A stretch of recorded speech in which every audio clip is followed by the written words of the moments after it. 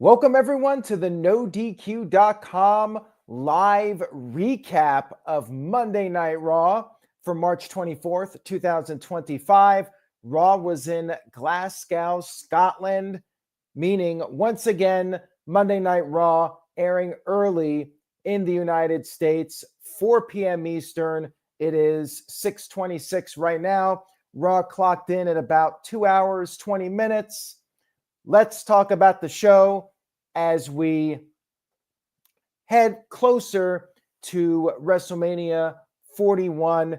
We kicked off the show once again with John Cena coming out there, same clothes, although he had a specific attire for Scotland. He ripped into the fans once again. He said that he could pick apart any ticket holder he wants. Nobody is safe. He brought up that young fan from last week, how people were just making memes out of that kid. He said that he is the one person who actually tells the truth. Crowd was booing, chanting "F you, Cena." Cena brought up how they just use profanity. They're horrible people. They put him through abuse for the past 25 years, and he said he is going to make them pay. And they were chanting, "Shut the F up" at him. Cena continued, talked about how for years they brought it on themselves. He specifically talked about how he came up with the idea for the spinner title, and all the people did was call him out, trash him for coming up with that idea. And he said that that was the biggest mistake they ever did, complaining about that spinner title. He said that now he is going to ruin professional wrestling for every fan, for every wrestler, for everyone. Cena said he is going to win the title at WrestleMania, and people will forget the name Ric Flair, and they will forever say the name John Cena. He then said that revenge is a dish best served cold, and he will retire with the championship, and there is nothing anybody can do to stop him. Now, before we get to the Cody Rhodes part of this, WWE did hype this up as Cena and Cody in the same building, under the same roof. I'll talk about the John Cena portion of this first. It was another good promo from Cena. The only thing is there was no mentioning of The Rock. But as I talked about on No DQ&A video, I'm not expecting anything with The Rock until we get back into the United States. For now, it is what it is. And next week, we have Cena and Cody under the same roof again. It does feel like they're trying to drag this out until they get back to the US. I would have liked a little bit more substance with this promo. It was a bit of a rehash of last week. Now, as far as the whole Cena retiring with the title, he could be champion for the next 6 months. I don't necessarily think that it means anything for the WrestleMania result. He could win it and then be champion for 6 months and then retire as champion at the end of the year. We'll have to see what happens with that. Now, Building Nexus sent in a $2 super chat. Thank you for that. I appreciate it. Says, the fans are not going to forget about The Rock. Nor should they. I definitely think The Rock needs to be involved in this, and I know people are frustrated with that. And all I can tell you is wait until we get back into the United States. I don't think they're going to do anything with The Rock until he's ready to show up on television. Maybe Cena will address it next week. Who knows? But thank you for that, Building Nexus. Mr. Tito sent in a $2 super chat. Thank you, Tito. I appreciate it. Check out Tito's columns on No DQ. He says, revenge, dish best served cold, is a Star Trek quote. I did not watch Star Trek, so I would not have known that. I've heard the phrase before. Was it really originated with Star Trek, though? I don't know. I feel like that's a phrase that's been around for many decades, maybe even centuries, but I'll have to look it up and see where that originated from. But thank you for that, Mr. Tito. And TJS said that Raw is becoming a tough watch, still censored despite being on Netflix. Some runtime, lame, lazy segments, just feels like USA Network Raw tired. Well, the runtime is definitely not the same every week. And yeah, I'm not a big fan of them censoring the F word chants when that was part of the selling point of Netflix to fans. We wouldn't get that kind of censorship. And plus, they're missing it half the time too. Like, we can hear the F word multiple times despite the censoring. What's the point? If you're going to attempt to censor it, but you fail, then why even bother in the first place? They might as well just leave it uncensored. It's Netflix. What are we doing here? I do agree with you on that. And even if Raw has been maybe a step down from what it's been at its peak, I still think it's better than SmackDown. I'll say that much. We'll talk more about the overall number points for Raw at the end, how I felt it compared to SmackDown. Cody Rhodes came out there, and Cody said that the biggest mistake John Cena made was by saying all that stuff while Cody Rhodes was in the building. And Cody laid the championship down on the mat. He dared John Cena to take the title away. Cena teased taking the title, but then he just walked out. Cena left the ring, teased maybe going back into the ring, and he decided not to. The typical heel thing, walk away from the fight, and that was the end of the segment. They will have another segment next week. They will be under the same roof again. I liked the segment, but it does feel a little bit lazy. John Cena and Cody Rhodes under the same roof last week, this week, next week.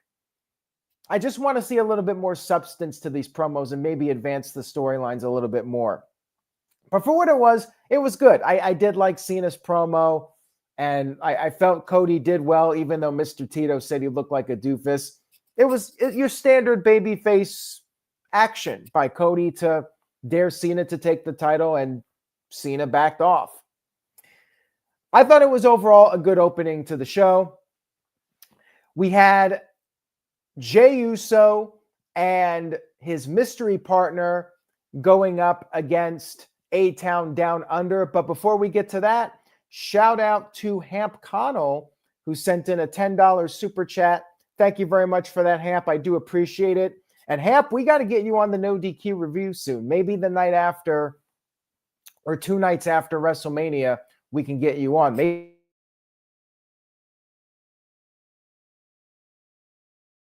wasted more and more every. Does The Rock not being there mean we can't even mention him? When is Cody going to try and fight Cena for what he did to him? How about some damn creativity? Well, Cody did want to fight. He dared Cena to take the title, and Cena backed away. The only thing, Hamp, Virtue is not happy with this Road to WrestleMania buildup, and I feel like the two of you would clash. But Virtue's negative on what's going on right now, and even I'm a little bit critical of it. So it's going to be hard to have some interesting debate when we're all pretty much in agreement. The Rock not being there, I guess they just don't want to focus on The Rock until he's ready to come back. And I just don't see him returning until we get back in the United States on the last couple of weeks before WrestleMania. I'm trying to recall what the locations are for the last couple of WrestleMania, pre-WrestleMania Raws. I believe Chicago is one of the cities, but don't quote me on that. Maybe somebody can help me out here and pull up the Raw locations for the last couple of shows. I'm just curious as to where Raw will be on those last couple of weeks. All right, so anyways, the mystery partner for Jey Uso. People were speculating that it was going to be Joe Hendry because Joe Hendry is from Scotland. Raw was in Scotland, and WWE has a working deal with TNA, and Joe Hendry has been in Scotland. He's been doing various appearances. He's been doing that show I can't think of off the top of my head, but there's an event that's been going on, and he was part of that. It was not Joe Hendry. Joe Hendry was not there at all, which to me seems like a missed opportunity. You got this partnership with TNA, but you don't want TNA to gain too much momentum now, do you? You don't want Joe Hendry coming out on your main show and getting this massive pop. You don't want that. You can't have that if you're WWE. So, yeah, it's a partnership, but we all know it's more to benefit WWE than TNA. Let's be real here. It was Jimmy Uso. And I agree with TJS 100%. Like, they should have just said it would be Jimmy Uso. Why even tease a mystery partner when it's Jimmy at the end of the day? I agree with you 100%. They could have avoided all the fans speculating on it and some people being disappointed with it. Like, just say it's going to be Jimmy Uso for next week's Raw. That's all they had to do. It was Jimmy, and the crowd was happy with it, despite it not being their home country guy. It was a basic tag match. There was one moment where Theory just nailed Jimmy with this left-handed punch. It was brutal, and they got the upper hand on the Usos for a while. Crowd was chanting wanker at Theory, which was funny. And then Jey got the hot tag, but he was overwhelmed. And then Jimmy came back in, and then the Usos got it together. They brought back the 1D, one and done, and then Theory was pinned. No surprise there. He lost in 30 seconds last week. He loses again, and the Usos pick up a big win. WWE should have just announced Jimmy last week. Would have been an easy solution to this storyline and not hype up fans only for them to be disappointed. So according to Michael Wayne, it's Minneapolis and Sacramento as the final two Raws. And I believe Chicago is going to be one of the final SmackDowns heading into WrestleMania. After the match was over, Gunther, the world champion, attacked Jey again, took out Jimmy. Jey was able to fight back, but then Jey went for the spear and he tripped. And now people are wondering, is this another botch or was it intentional? Are they making the botching part of the storyline now? Gunther took advantage of this, but then Jimmy came in and made the save with the chair. It does feel like they're making this a storyline where Jey just cannot get the upper hand on Gunther. And there was a follow-up to this, which we'll talk about in just a moment here. Shout out to Mr. Tito, who sent in a $5 super chat. Thank you, Tito. I appreciate it. Tito says, Aaron, Virtue, and Hamp should return to the late 2010s WWE trash if they don't like 2025's WWE effing seriously. Well, even WWE at its worst right now is still better than 2019 WWE for the most part. 2019 WWE had a few highlights like Daniel Bryan, the Planet's champion, Kofi Mania. That stuff was really good, but we did have a lot of bad stuff in 2019. I will take the worst of WWE right now over the best of WWE in 2019 and that late 2010s period. Moving on here, we had a backstage segment with Liv Morgan and Judgment Day, and Liv said they're going to build up some momentum, said that Raquel would win the women's IC title from Lyra Valkyria, and Carlito even teased going after the men's Intercontinental Championship. We had a video package for El Grande Americano, and the video package noted that he is from the Gulf of America, which upset a lot of fans on social media. And my response is, he's a heel character. Heels are supposed to get heat. And some fans were also upset that AI was used in this video. And to me, that's great. People hate on AI. They don't think it's creative. They call it AI slop. I find AI to be very interesting. But the fact that fans hate it and WWE used that to build heel heat for El Grande Americano, I loved it. This was one of the highlights of Raw. Damn it, I'm going to say it. I think El Grande Americano was the best thing of this entire show. I'm loving this storyline. I am sports entertained with this. I enjoyed it very much. Backstage, Rey Mysterio and Dragon Lee were venting to general manager Adam Pearce, wanting to know what the hell this was all about. And then Chad Gable showed up. He was supposed to have a match with Dragon Lee, but he was coughing. He said he was under the weather. He had a doctor's note. So Pearce canceled the match, and then Gable proposed El Grande Americano versus Dragon Lee, and the match was set up for later on.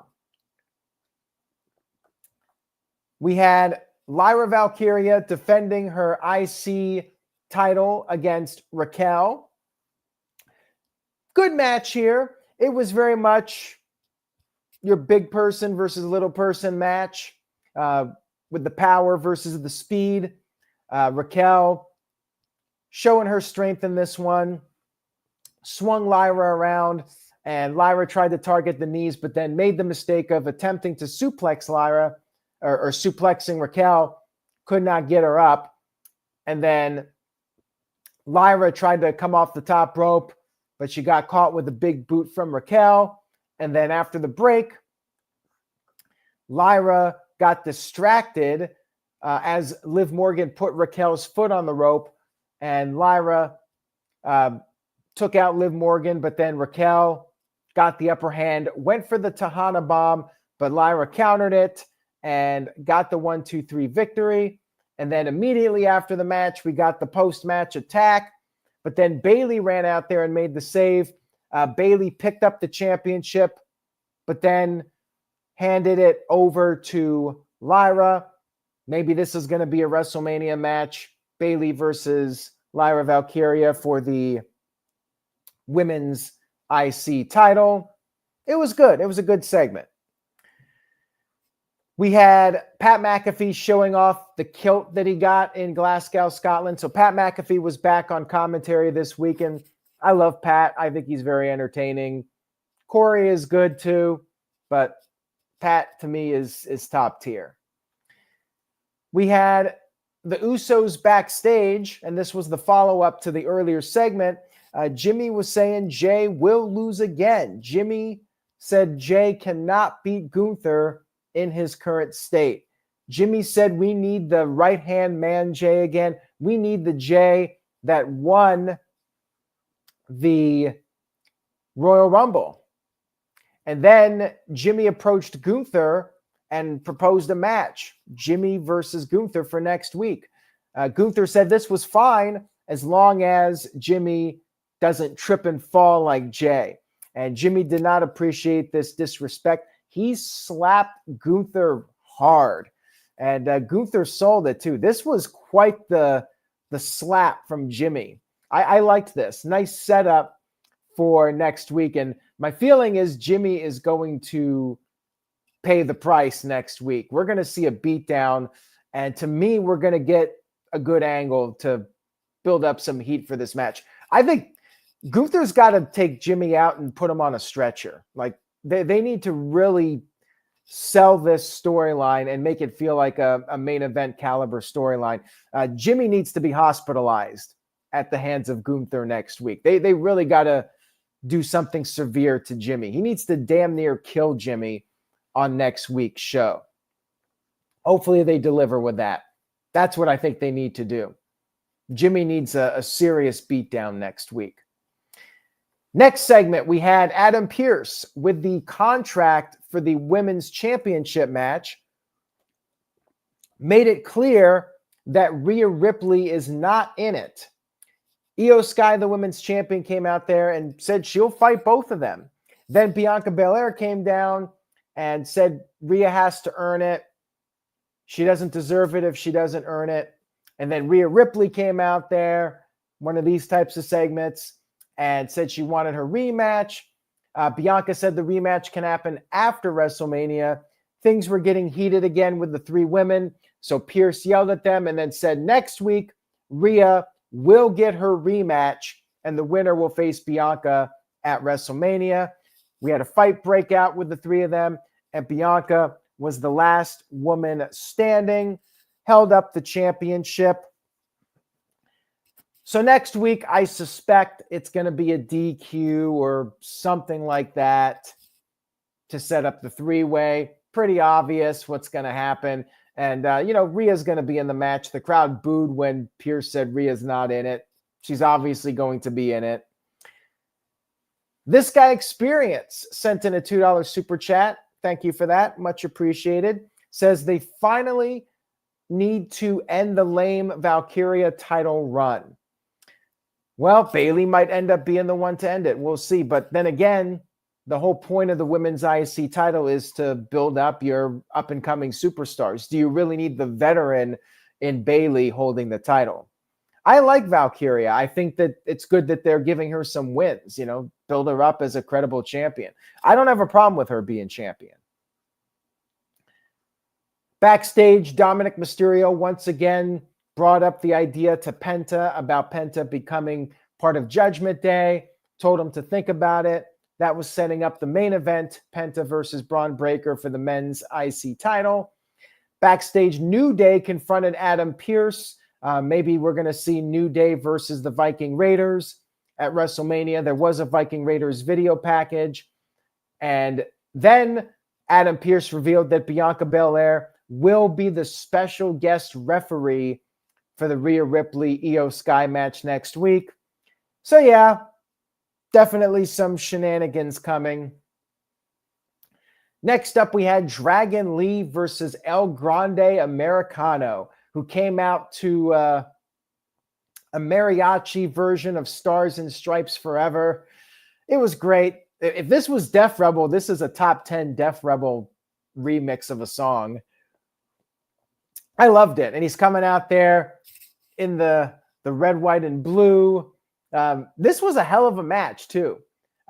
This was a great entrance and a really good TV match with these two.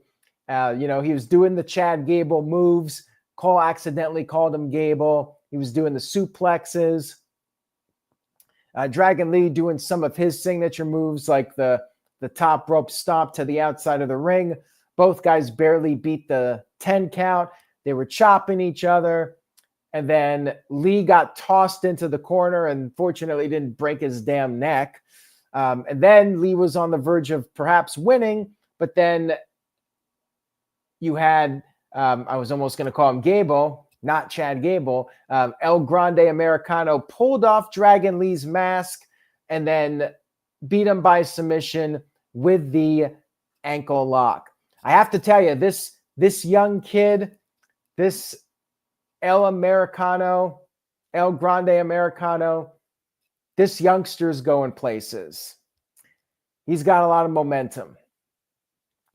And after the match was over, that was it. There was actually no follow-up. He just got the win. I liked the match. I'm entertained by it. What else can I say? We had a Seth Rollins, CM Punk, and Roman Reigns video package recapping SmackDown. CM Punk came to the ring, and this was another, well, I'm here, the other guys aren't here promo. Filler. Punk did good, though. He said he's pissed off.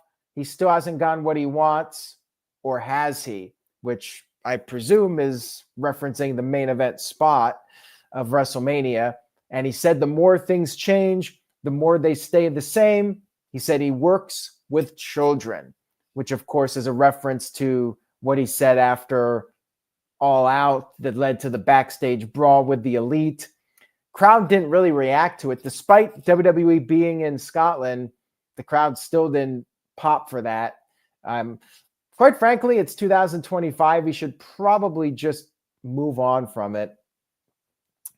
But anyways, he talked about how what he needs to do right now is take care of the two people that are standing in his way from where he wants to be. He said for them, this match is personal, but for him, it's just business. And then he revealed there will be a contract signing on next week's, or this coming Friday's SmackDown, I should say. Another contract signing. Hey, we got no pull-apart brawl on this week's show, at least. And the crowd booed this, by the way. And Punk even said, why are you guys booing? And he had to say, well, maybe it's because neither guy is there. I think they were booing because they announced a contract signing. I want to believe those fans booed the contract signing and not the fact that Reigns and Rollins were not there. And Punk finished his promo by saying he brought them into WWE as the Shield, and he's going to be the one to take them out of it. Again, good promo, mostly filler though. Building Nexus sent in a $2 super chat. Thank you for that. Says, could CM Punk be added to Cody versus Cena if he wins? He could. The problem with that is it's another triple threat match at WrestleMania. But I guess it would make sense if for Friday, CM Punk says, let's do something here. And he tells Heyman, I'm cashing in the favor. You're going to make this a number one contenders match. And the winner gets added to night 2 of WrestleMania in the Cody Rhodes versus John Cena match. Paul Heyman has to pull the strings and make it work. They could do that. We'll see. I mean, they did bring up the favor last week, and one would think that will somehow involve CM Punk getting a title match or something along those lines. I don't know, though. I don't know if that's what they're going to do or not. We'll find out on Friday. We had our final segment, which was Penta challenging Braun Breaker for the Intercontinental Championship. Before the match, Braun Breaker cut his pre-match promo, said the dogs were out in Glasgow. Now, during the match, Michael Cole was once again bringing up Penta's accomplishments, Impact Wrestling Champion, Lucha Underground, all that, Tag Team Champion, but he didn't say where. AEW is banned from being mentioned on WWE TV, apparently. They could say TNA, they could say Lucha Underground, but no AEW. Anyways, pretty good match here. Your standard Braun Breaker match where he does the clothesline over the announce table from the apron. Then Judgment Day arrived, and it was back and forth between the two of them. It was competitive. Penta hit the Mexican Destroyer. Breaker kicked out of that. And then Breaker did the Frankensteiner, the Breakensteiner, whatever you want to call it. And then he was going to perhaps retain the title, but then Dominic and Carlito interfered. Breaker brought Carlito in the ring, gave him the spear, and then Dominic took down Breaker with the chop block right in front of the referee, causing a disqualification. And then after the match was over, Breaker fought back. Balor, though, used a steel chair. Finn Balor came in with a chair to Braun Breaker, and then Dominic used the chair. And then Dominic handed the chair over to Penta. But Penta took the chair, threw it in Dominic's face, kicked him in the face with the chair, and then Balor attacked Penta. Balor took out Penta with the coup de grace, and then we had Judgment Day standing tall over a fallen Penta as Monday Night Raw went off the air. It was a little bit of a weak segment for the end of the show, in my opinion. It seems like they're going to do some sort of a 4-way match for WrestleMania with the IC title on the line. Another multi-man match. Wasn't the best ending of Raw. Overall, I did think Raw was pretty good. Definitely better than SmackDown. It wasn't a top-tier Raw, but I did enjoy it. I thought there were a couple of strong promos. I love the El Grande Americano stuff. So I have to bump it up for that. I'm going to go with a solid 7 out of 10 points for Monday Night Raw. Still not what I really want it to be for WrestleMania season. I want it to be top tier. And it's just missing a few things. But it was a very good show overall. And 2 hours, 20 minutes, it went by pretty quickly. And there was no pull-apart brawl, which I very much appreciate. Leatherface sent in a $2 super chat, says, I predict John Cena and Cody pull-apart brawl next week. Why did you have to put that out there in the universe? Why would you do that, Leatherface? Why would you do that to me? I wonder if we're going to get a double whammy if we get the contract signing and it's going to end in a pull-apart brawl. Oh, man, I hope that doesn't happen, but it may on Friday Night SmackDown. We may get a contract signing that ends in a pull-apart brawl. Would not shock me. Oh, boy. SmackDown could be rough. I'm almost dreading SmackDown at this point. We got 2 more international shows to go. So thank you all that tune in early for these. I very much appreciate it. I enjoy doing these. It's a lot easier to recap the show now than at 11 o'clock Eastern. I like it. I think WWE should do more European shows, even though I feel like WWE doesn't give the European fans the best shows possible, considering these fans are more into the product than the American fans.